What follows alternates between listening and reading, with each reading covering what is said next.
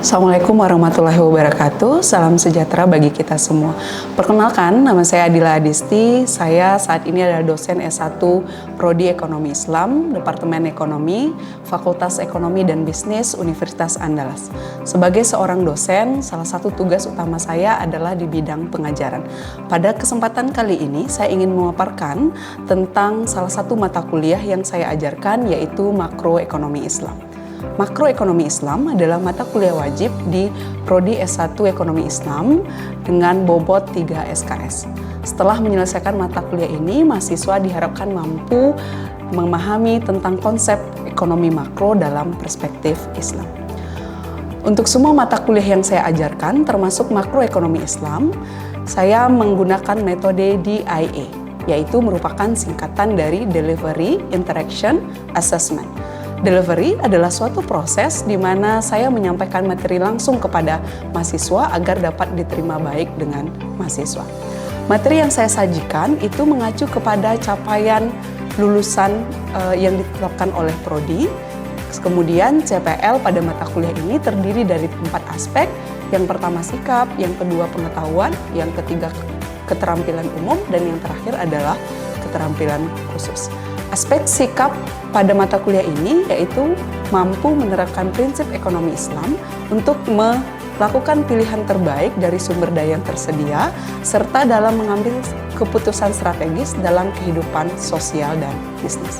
Aspek pengetahuan yaitu menguasai konsep teoritis ekonomi Islam dan mainstream, nilai-nilai dan prinsip dasar ekonomi Islam untuk secara kontekstual menganalisis fenomena ekonomi tingkat dasar dan menganalisis peran negara dalam perekonomian. Sedangkan aspek keterampilan umum yaitu mampu menerapkan pikiran logis, kritis, sistematis, dan inovatif dalam konteks pengembangan atau implementasi pengetahuan dan teknologi yang memperhatikan dan menerapkan nilai humanora yang sesuai dalam bidang keahlian. Sedangkan aspek keterampilan khusus terdiri dari 3. Yang pertama, menggunakan konsep teori ekonomi untuk menganalisis data ekonomi di bidang moneter, perdagangan internasional, ekonomi sumber daya, ekonomi Islam, ekonomi publik, perencanaan pembangunan, dan ekonomi berkelanjutan. Yang kedua, menelaah alternatif kebijakan ekonomi pemerintah sesuai dengan konsep dan teori serta indikator ekonomi Islam yang berlaku. Terakhir, mampu berkomunikasi secara efektif dan sopan dalam menjabarkan permasalahan dan solusi ekonomi Islam. Dari 6 capaian pembelajaran tersebut, kemudian diturunkan menjadi 10 capaian pembelajaran mata kuliah. CPMK 1 adalah mahasiswa mampu menganalisis dasar-dasar ekonomi, makro, dan indikator makro berdasarkan perspektif Islam. Capaian yang kedua adalah mahasiswa mampu menganalisis konsep konsumsi makro dalam perspektif Islam. CPMK yang ketiga, mahasiswa mampu menganalisis dan memahami konsep tabungan dan investasi dalam perspektif Islam. Selanjutnya, mahasiswa mampu menganalisis fungsi dan peranan uang dalam perspektif Islam. Mahasiswa mampu menganalisis keseimbangan di pasar barang dan pasar uang dalam perspektif Islam. Sedangkan CPMK yang keenam adalah mahasiswa mampu menganalisis kebijakan moneter dan fiskal dalam perspektif Islam. CPMK yang ketujuh, mahasiswa mampu dan memahami konsep pertumbuhan ekonomi dalam perspektif Islam. Yang kedelapan adalah mahasiswa mampu menganalisis inflasi dan pengangguran dalam perspektif Islam. Selanjutnya, mahasiswa mampu memahami konsep perekonomian terbuka dan nilai tukar dalam perspektif Islam. Dan CPMK yang ke-9 adalah mahasiswa mampu memahami isu-isu kontemporer dalam perspektif Islam. Dari CPMK tersebut diturunkan menjadi 16 sub CPMK yang dibagi ke dalam 14 kali pertemuan, tidak termasuk ujian tengah semester dan ujian akhir semester. Berikut ini adalah materi pembelajaran yang saya sampaikan di kelas. Untuk mendukung kegiatan pengajaran di kelas, saya menggunakan berbagai literatur sebagai berikut. Selain itu, saya menggunakan referensi penunjang, baik itu dari jurnal atau artikel yang terkait dengan topik yang sedang saya bahas. Nah, inilah proses delivery yang saya sampaikan dalam pengajaran mata kuliah Makroekonomi Islam. Selanjutnya kita masuk ke aspek interaction. Interaction adalah proses interaksi yang terjalin antara mahasiswa dengan dosen guna mencapai capaian pembelajaran. Nah, Metode pembelajaran yang saya terapkan adalah Student Learning Center yang merupakan metode pembelajaran yang menempatkan mahasiswa sebagai subjek pengajaran sehingga peserta didik atau mahasiswa dapat lebih aktif, kreatif, mandiri, dan inovatif sesuai dengan kemampuan individu masing-masing. Sistem SCL ada 3, yang pertama pembelajaran interaktif, yaitu dosen memberikan materi di kelas dengan menyisipkan pertanyaan dan meminta pendapat mahasiswa. Yang kedua adalah small group discussion, yaitu model ini melibatkan pembelajaran antar kelompok mahasiswa dengan pengajar menganalisis dan menggali topik tertentu. Yang terakhir adalah self-direct learning. Metode ini adalah bentuk belajar mandiri, di mana mahasiswa diberikan tugas membaca dan meringkas. Dalam menjalankan mata kuliah ini, saya menggunakan platform e-learning. Platform ini adalah tempat atau wadah bagi mahasiswa untuk mengisi presensi, download bahan kuliah, kemudian juga mengupload tugas. Nah, itulah model aspek interaction yang saya terapkan pada pembelajaran ini. Nah, yang terakhir adalah aspek assessment. Aspek asesmen sendiri merupakan suatu proses penilaian untuk mengukur kemampuan mahasiswa secara objektif dalam menerima materi pembelajaran. Nah, dalam aspek asesmen ada 6 indikator. Yang pertama presensi, bobotnya 5%. Yang kedua partisipasi kelas, bobotnya 10%. Yang ketiga adalah quiz dengan bobot 10%.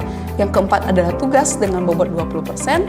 Dan UTS UAS masing-masing bobotnya 25% dan 30%. Nah, indikator penilaian tersebut itu saya sampaikan di awal kuliah agar mahasiswa dapat mengetahui proses penilaian dapat dilakukan secara transparan dan efektif. Demikianlah pemaparan 3 aspek yang saya terapkan dalam proses pembelajaran yang saya lakukan, yang terdiri dari aspek delivery, aspek interaction, dan aspek assessment yang disingkat dengan DIA. Selanjutnya, saya akan menampilkan proses pembelajaran yang saya lakukan di kelas dengan micro teaching secara luring. Assalamualaikum warahmatullahi wabarakatuh. Waalaikumsalam warahmatullahi wabarakatuh. Oke, bagaimana kabarnya hari ini? Alhamdulillah.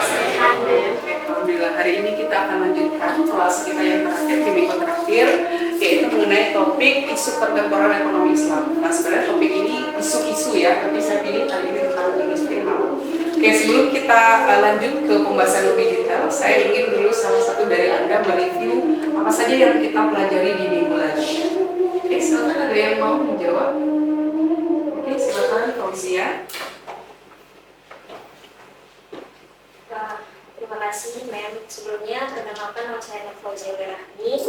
Jadi pada Jadi pada pertemuan sebelumnya kita ini membahas tentang konsep nilai tukar uang itu dalam perspektif Islam.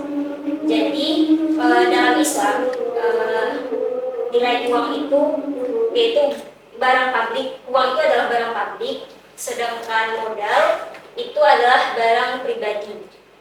Nah, untuk perubahan nilai tukar itu sangat penting karena nilai tukar itu selalu berubah variabelnya dan itu tidak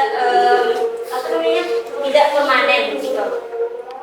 Seperti yang telah ditegaskan oleh Ibnu Taimiyah bahwasanya uang itu berfungsi sebagai standar nilai tukar dan media transaksi dalam Islam. Jadi jika nilai tukar itu bergeser, maka harus menyesuaikan dengan perubahan baru. Maka nilai barang itu diketahui dari perubahan kurvanya. Mungkin sekian dari. Oke, terima kasih Fauzia. Jadi minggu lalu kita bahas tentang uang, fungsi uang dalam Islam, kemudian nilai tukar. Oke, hari ini kita akan bahas lebih detail tentang industri halal. Kenapa topik ini yang saya pilih? Karena ini juga menjadi salah satu tujuan dari Indonesia ya. Ini tertuang dalam RPJMD. Nah, outline hari ini itu pengertian industri halal, apa saja indikatornya, kemudian perkembangannya, kemudian potensi. Oke, kira-kira ada yang tahu apa yang disebut dengan industri halal dan indikatornya mungkin? Oke, silakan Fadil.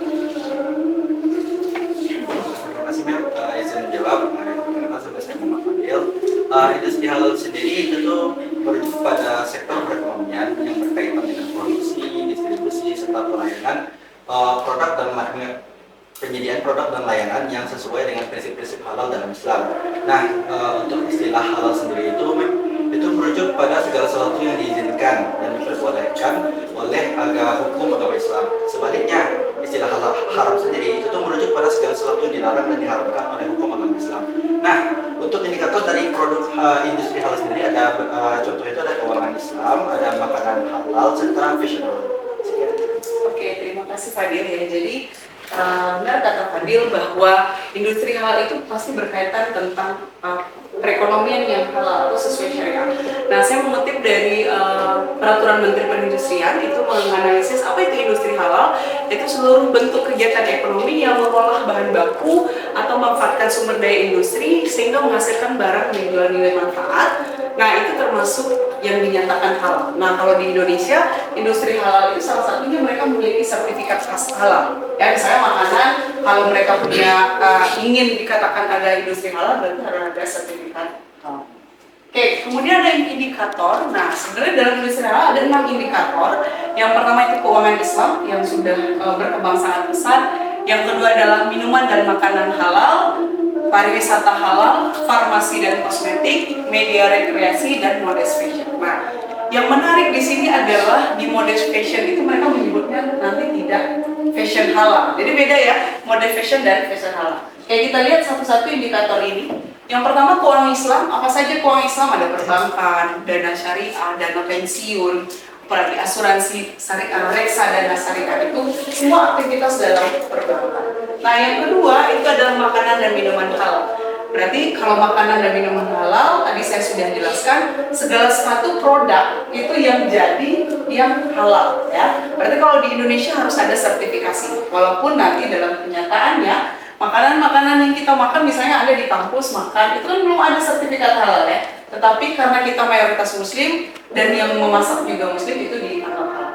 Namun nanti ini bermasalah ketika kita mau mengglobal. Misalnya rendang itu sudah banyak yang mengurus halal. Kenapa? Karena halal itu menjadi standar dunia. Jadi kalau rendang mau diekspor atau diekspor ke luar negeri, berarti harus ada sertifikat halal. Oke, yang ketiga adalah pariwisata halal. Nah, pariwisata halal itu apa? Nah, itu termasuk ke destinasi yang ramah muslim. Ya, contohnya, jadi bukan ke pantai apakah dia wisatanya halal, bukan itu. Jadi destinasi dan aktivitas ekonomi di sekitar industri itu halal.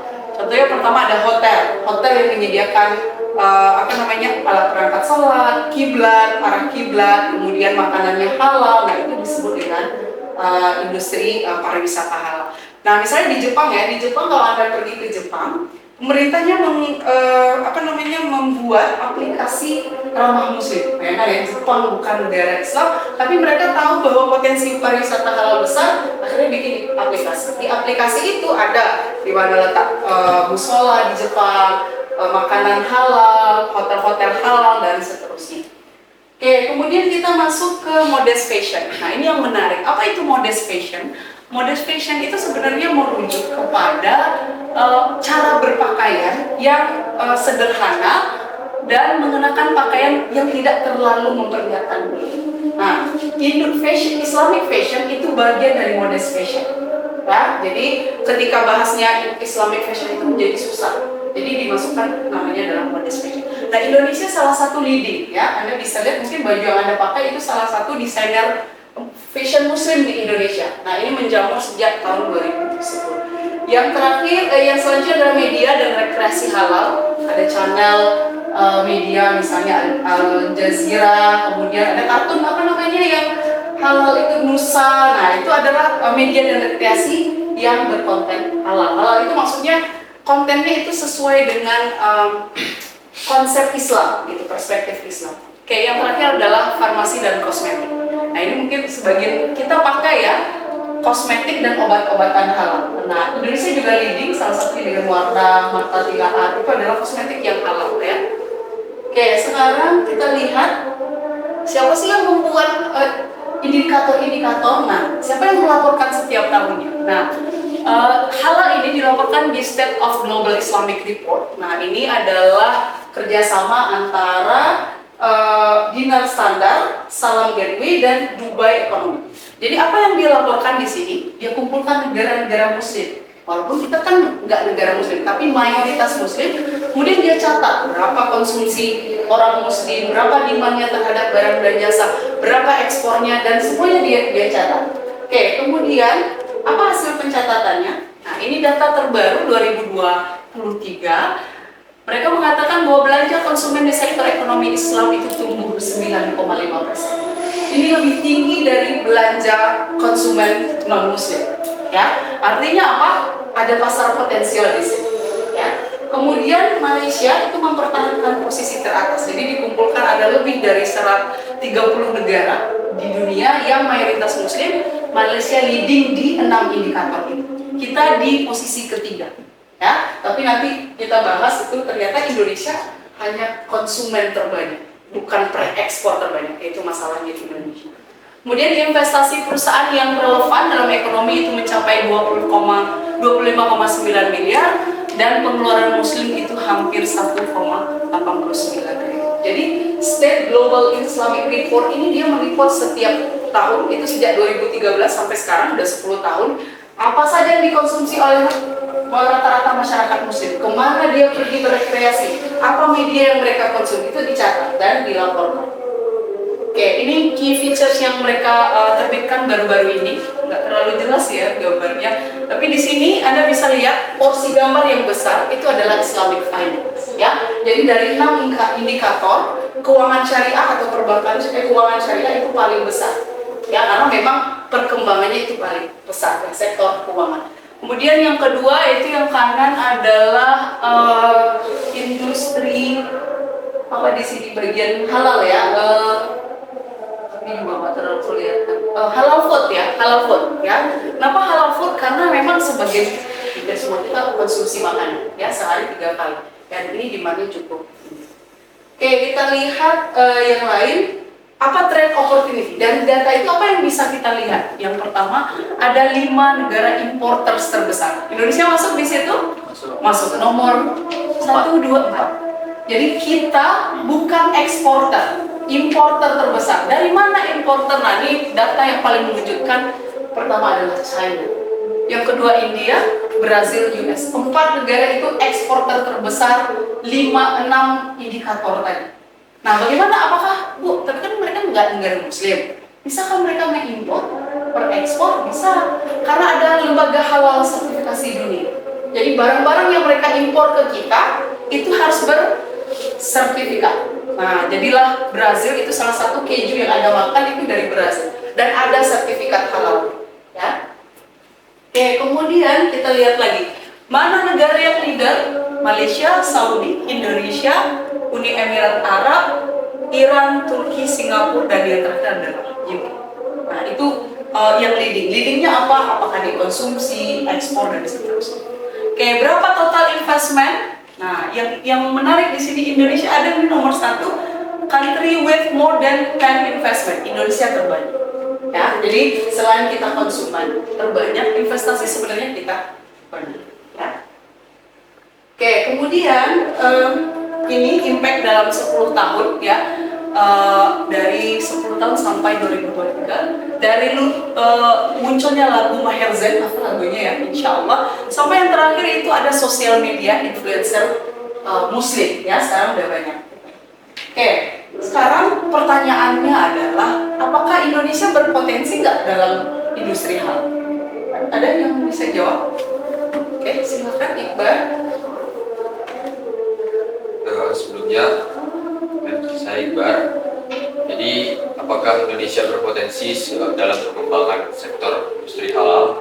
Ya, Indonesia sangat berpotensi sekali karena kita juga sebagai negara dengan populasi muslim terbesar di dunia, dan juga oleh karena itu maka konsumsi yang ada di negara kita terkait dengan sektor industri halal juga akan sangat banyak sekali seperti yang sudah dijelaskan sebelumnya. Dan sektor industri halal itu menyumbang ke PDB Indonesia itu sebesar 72,9 triliun per tahunnya, sehingga sangat berpotensi sekali industri halal ini di negara kita. Oke, terima kasih Iqbal. Ya. Jadi iya kita sangat potensi. Benar Iqbal, tadi yang pertama kita adalah negara muslim terbesar. Ya. Yang kedua sebenarnya sektor pariwisata kita itu menyumbang halal ya 4,9% terhadap PDM. Ya. Kemudian dari sektor itu terserap tenaga kerja. Ya. Kemudian dari industri kreatif tadi ada pakaian halal, itu industri kreatif ya, makanan. Nah, itu kontribusinya 7% terhadap PDM. Jadi Indonesia sangat berpotensi. Kenapa? Karena kita konsumen, ya, dan kita bisa sebenarnya jadi produsen, ya. Oke, kita lihat apa yang dilakukan pemerintah. Apa saja yang dilakukan pemerintah? Jadi industri halal ini sebenarnya sebagai sebuah tujuan ya dari pemerintah nanti, bahwa pemerintah ingin menjadikan Indonesia sebagai pusat industri.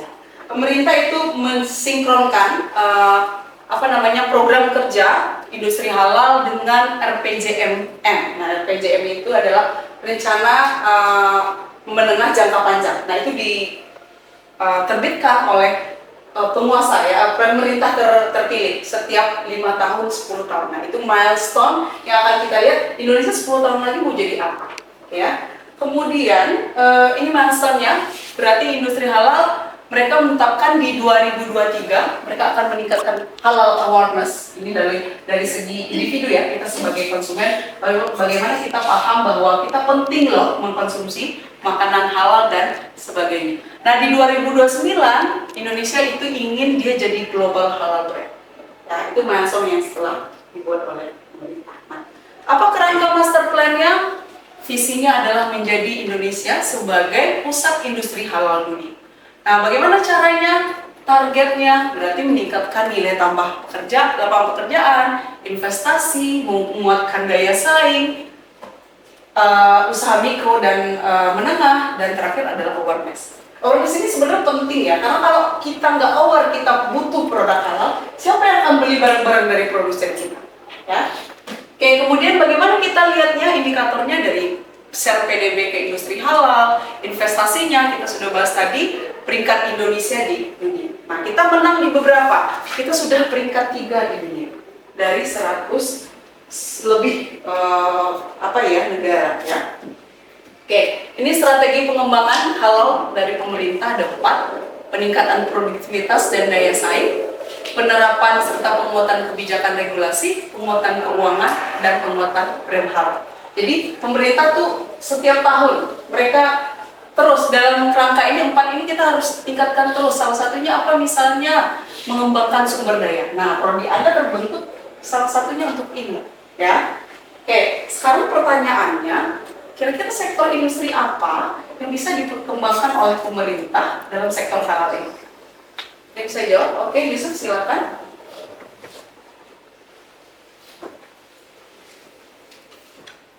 Perkenalkan, buat nama saya Muhammad Yusuf Arda. Jadi menurut Yusuf, sektor yang paling potensial dikembangkan adalah di indikator industri makanan dan minuman halal. Karena di Indonesia sendiri merupakan negara dengan konsumen makanan dan minuman halal terbesar di dunia, Bu. Juga produsen makanan dan minuman di Indonesia ini juga berusaha untuk memenuhi standar halal. Di Indonesia produsen makanan dan minuman halal ini juga diberi label halal oleh lembaga lembaga sertifikasi yang diakui. Banyak produsen makanan dan minuman halal di Indonesia, contohnya seperti pedagang coto Makassar, rendang, sate, dan lain sebagainya. Oke, terima kasih Yusuf ya. Jadi sebenarnya benar ya kata Yusuf, ada 2 potensi Indonesia. Yang pertama di sektor makanan dan minuman, ya, karena kita memang konsumen terbesar dan kita punya keanekaragaman makanan yang banyak ya. Di Padang aja ada banyak makanan, rendang, dendeng, dan seterusnya. Kemudian apalagi di sektor farmasi dan kosmetik, ya. Cewek-cewek ini biasanya suka ya beli kosmetik tiap bulan, ya, ngantri di toko kosmetik ya. Nah, pasar kita itu sangat potensial. Sedangkan barang-barang Korea yang tidak jelas BP POM-nya aja laku ya, apalagi barang-barang halal ya. Kemudian apa targetnya? Caranya pasti dari hulu ke hilir. dari bahan bakunya, karena halal itu kan bukan hanya produk akhirnya, tapi bahan bakunya harus halal, prosesnya harus halal, yang terakhir produknya juga harus halal. Nah, yang penting sekali adalah promosi. Nah, ini sudah dilakukan sebenarnya oleh beberapa pelaku industri, contohnya kayak Wardah itu pernah dipakai di Dubai Fashion Week sebagai make up utama para modelnya. Nah, seperti itu ya. Kemudian beberapa desainer Indonesia juga pernah melakukan itu. Nah, kalau minuman, rendang sudah mendunia. Ya, Anda bisa lihat di beberapa toko Asia di negara lain, itu jual rendang yang sudah ada sertifikat.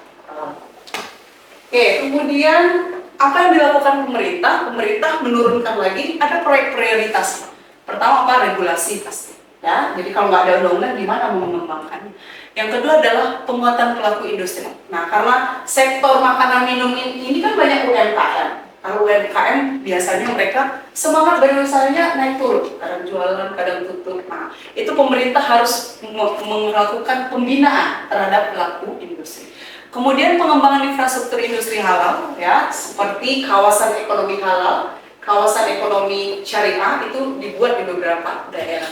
Kemudian kerjasama tentu dengan dunia internasional yang punya reputasi yang bagus. Kemudian pengembangan pariwisata halal, ini yang menjadi PR di Indonesia ya, karena pariwisata dan fasilitas sudah bagus, tapi pengunjungnya yang kurang aware terhadap pariwisata halal. Yang terakhir ada halal value chains, maksudnya adalah rantai industri halal itu dari awal sampai. Oke, kemudian dari proyek-proyek pemerintah ini nanti muncul bahwa pemerintah harus bersinergi antara semua sektor. Jadi kalau Anda kata, oh bisa nggak industri halal itu sukses? Bisa. Tapi kan banyak yang terlibat, pemerintah sebagai regulator, industri sebagai yang menjalankan, dan konsumen sebagai yang membeli. Ya. Jadi kalau konsumen, industrinya produksi, tapi kalau Anda nggak mau beli kan nggak jalan perekonomiannya. Jadi semua pihak harus terlibat di sini. Oke, mungkin untuk hari ini kita bahas halal sampai di situ. Tapi sebelum saya tutup ada pertanyaan. Oke, silakan Zara.